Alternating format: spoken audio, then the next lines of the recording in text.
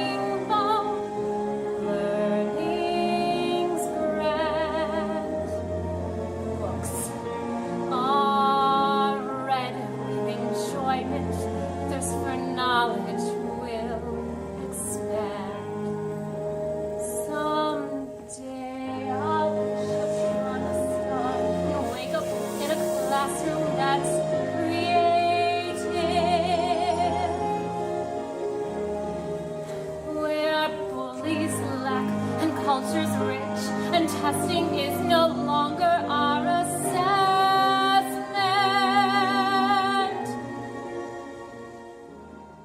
The teachers grow and bond with their students. Why, oh, why can't I?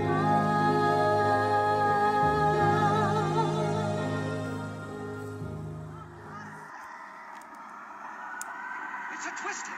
It's a twister!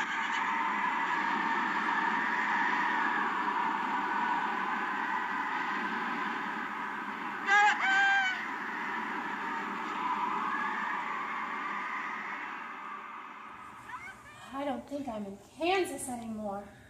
Who are you? I'm Glinda, your educational mentor, and I'm here to make sure that you receive all of the best information to become a successful teacher. Who are they? Well, they represent your future students. Well, but there's so many of them, all with different backgrounds, life experiences, multiple intelligences. How will I ever be able to connect with them in my own classroom? Come out wherever you are, and meet this new teacher who's here to work hard. Direct, instructive, her past, these old methods won't last. Constructivism is how she'll go far. Progressive teaching is how she'll go far. We represent the ethnically diverse, behaviorally diverse, the socially diverse, and in the name of the multiple intelligence, we wish to welcome you to this cultural class. We represent the ethnically diverse, behaviorally diverse, the socially diverse, and in the name of the multiple intelligence, we wish to welcome you to this cultural class. But There's just so much to learn. How can I create a bond with everyone? How will I know that they can feel safe and supported in my classroom environment while I gain their trust? What if I can't find enough ways to praise and encourage and recognize their uniqueness, all while being mindful and present? Well, Dorothy, it will take a strong and positive mindset, a lot of self-reflection, and social-emotional awareness as you interact with your students. You see, schools are like a small society for children. Through your journey, you will learn to create settings that encourage your students while remembering there is more to a student than just what you see in a classroom. I have authoritative parents. I feel neglected and rejected by my peers. I have a blended family. Mommy and Daddy can't buy me school All supplies. sounds so overwhelming. How will I even know where to start? Well, it's always best to start at the beginning. Look back at your Brockenbrenner spheres of influence and always fulfill your Maslow's hierarchy. Huh? Just follow the yellow brick road.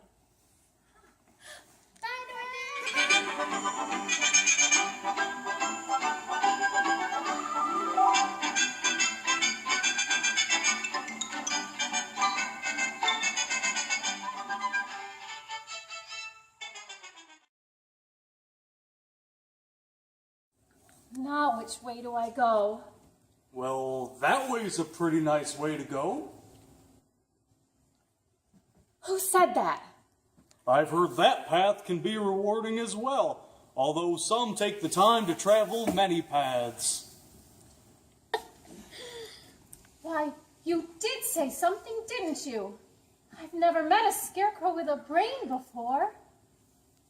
Well, I haven't got a brain, but I'm trying really hard to learn all that I can about the importance of brain development, and you should too. I thought that most brain development was complete by the time you were still a young child. Oh no, neurons are making or pruning connections based on activity well into the adolescent ages. In fact, things like plasticity, the brain's ability to change, are said to make adolescence the golden time to build a better brain or water it down. Well, I don't know anything about the development of the brain. How will I be able to empathize with my students who are experiencing so many changes in their brain and their bodies? Those types of things might affect their focus or their mood or their work.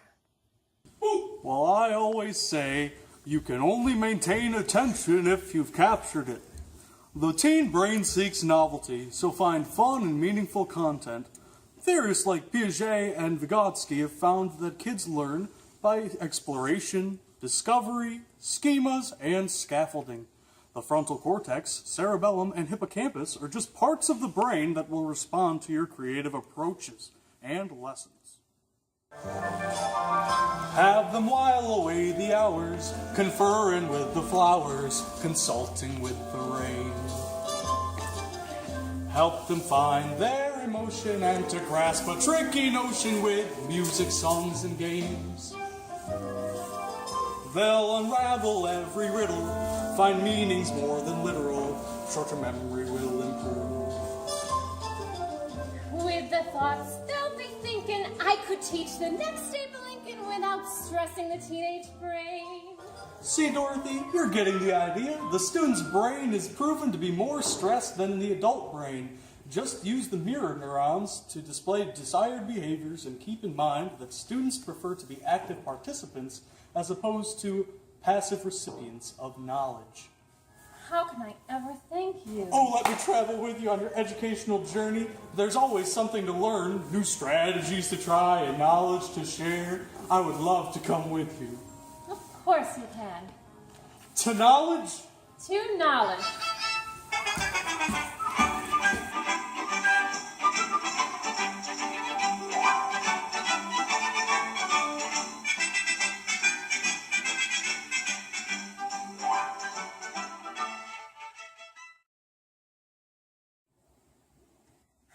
I'm getting a little tired and hungry. Do you think that we have time for a snack? Well, I don't have to worry much about food. but I do know that having a snack is a simple but important part of physiological needs. Oh, look! Apples! Dorothy, it looks like you need a little bit of a brain break. A bit of movement and nutritious snack will help re-energize and refocus you for your task. Let's play a little game. You can have as many apples as you can find.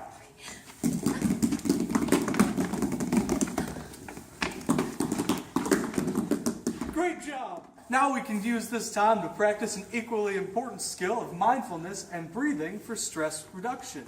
Why don't we take a break and practice some controlled breathing?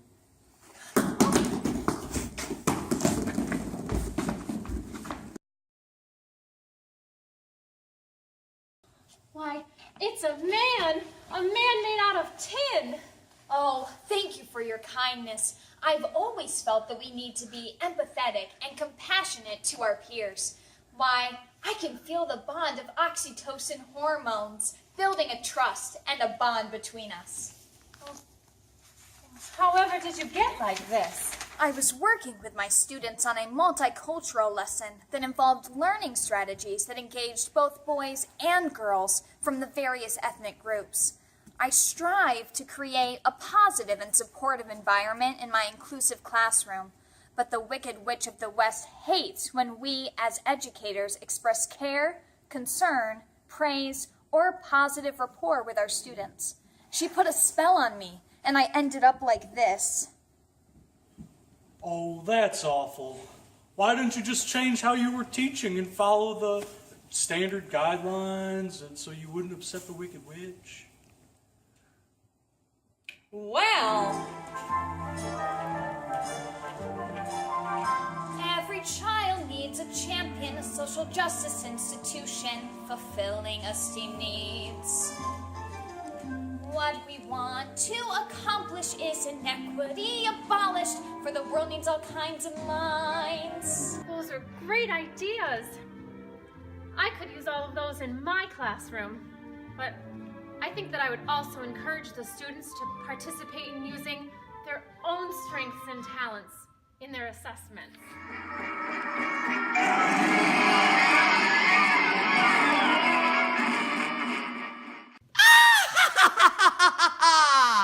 So you thought you could get away with being kind and compassionate in your classroom, leaving a legacy of relationships, eh?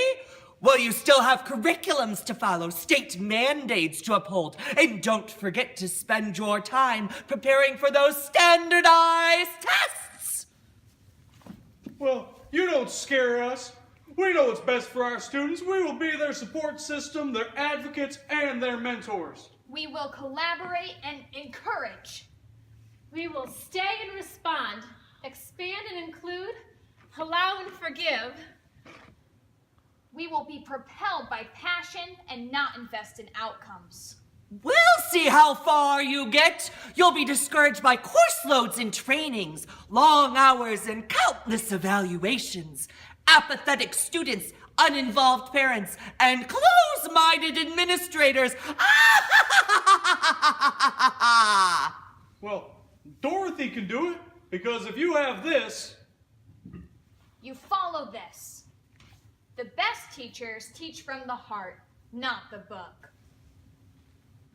Curse you with your progressive ideas. I'll get you with the Common Core and the Saxon math. See, Dorothy, you don't need to be afraid of that wicked old witch. What if she's right? What if I can't thrive as a teacher with all of those standards and mandates and assessments? Oh my! Standards and mandates and assessments, oh my! Standards and mandates and assessments, oh my! Put 'em up, which one of your face? I'll fight you both together if you want. I'll fight you standing on one foot. I'll fight you with one paw tied behind my back. I'll fight you with my eyes closed. Here, you go away and leave us alone. Scared, huh? Afraid, huh? Now you see here, Lion, I won't have you bullying my friends. It's just not acceptable. I'm sorry. That's just how lions are taught to act. My family, my friends, they all expect me to be king of the forest. But I need to let everyone know that I'm the boss. Everyone will like me if my status is popular and I'm in charge, right? Oh, not always, Lion. You could be neglected, rejected, and feared by your peers. You see, it's friendship that influences those around you.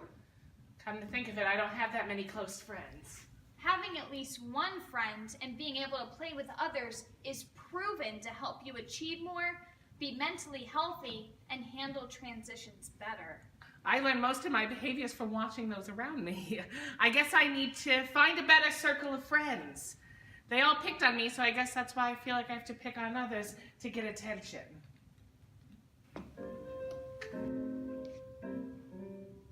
Yeah, it's sad, believe me, Missy, when you're teased and called a sissy without the vim and fave.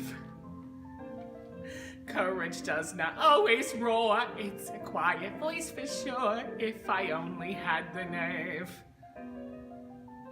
I'm afraid there's no denying, compassion is worth trying, a fate we all deserve. I'd be brave as a blizzard. I'd be gentle as a lizard. I'd be clever as a gizzard. If a teacher is a teacher, who will serve? So be sure to use your brain. Your heart. Your skills. Your nerve.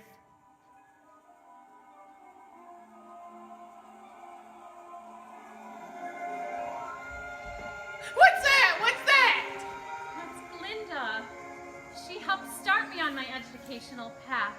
And that's how I met all of you and learned so much about becoming a strong teacher. Scarecrow, you taught me about the teenage brain. And Tin Man, you taught me that every child needs a champion. Lion, you taught how our environment can affect our behaviors. And Glinda, you taught me about the importance of being a culturally responsive teacher. Very good, Dorothy. You've always had the power to be a successful teacher candidate. You just need to continue to use your peers, projects, and resources to always evolve and grow with your students' needs.